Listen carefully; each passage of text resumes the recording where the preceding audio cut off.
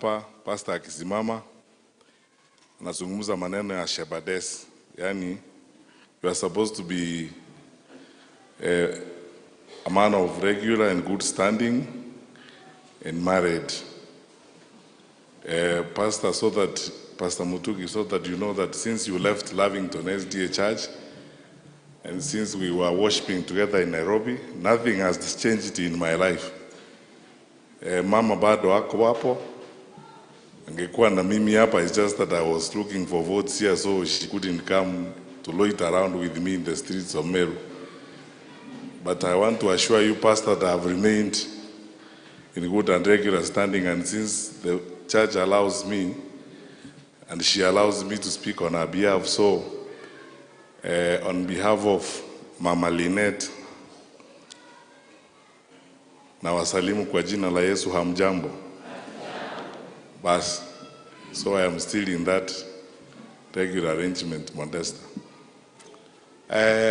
Fellow Adventists, I think when we come to church and we speak about our roles and the things we do, it doesn't mean by any stretch of imagination kwamba sisi ni watakatifu sana, ama we are so holy, we are better than other people and so on.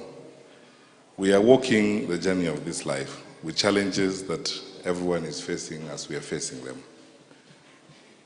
I am so happy to be here and to worship with my fellow Christians and Adventists. Tomorrow, Peter is taking me to his church. Since I brought him to my church today, so tomorrow he will take me to his church, so that I go to worship there also, to see how the Methodist service is conducted.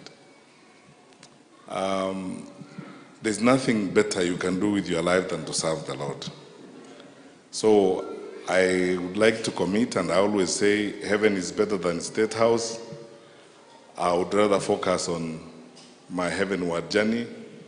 And as you said, Pastor, the leaders of the choirs who are here, see me after this. We have a conversation to have, because I believe as long as you are alive, you must serve the Lord. And I will do my bit in serving the Lord, even in serving our country out there.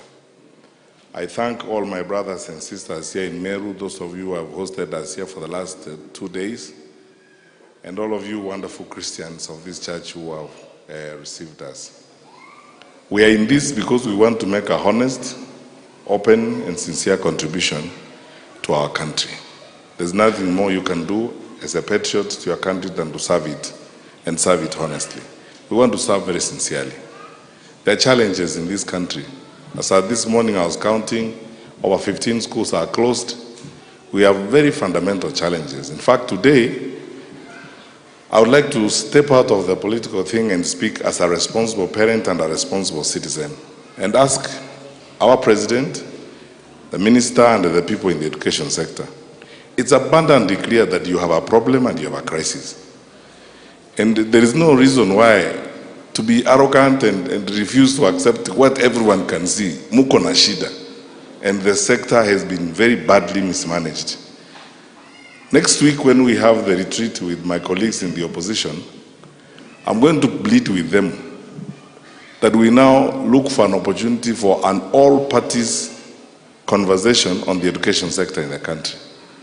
Because you see, we can keep pointing fingers at the government and blaming the government and saying this and saying that. We look like irresponsible people. Our children are suffering, and we are spending time calling each other names, saying it's him who's wrong, it's her who has not done this, this one who has not done this. Personally, I would like to say sincerely, as a believer, that on that one issue, we can have whatever political differences we have or whatever it is, but on that one issue, and I hope His Excellency, our President, because we respect the Constitution and we have to respect the Constitution. William Ruto is our President under the law, and we have not suspended the Constitution. So I hope our President will see it as a genuine and sincere need for us to have an all-parties conversation on the education sector in the country. Because it's a crisis, and it is going to blow up sooner than we think. Because when you see the number of kids we are losing in school, 21 burning to ashes, 16 dead, and as my brother says, principals are not able to run schools, they have no money. and the cost is going through the roof, 110,000. We look at those fee schedules. I look at them. I have relatives. We are educating people. I don't think there's anybody here who's not educating a child.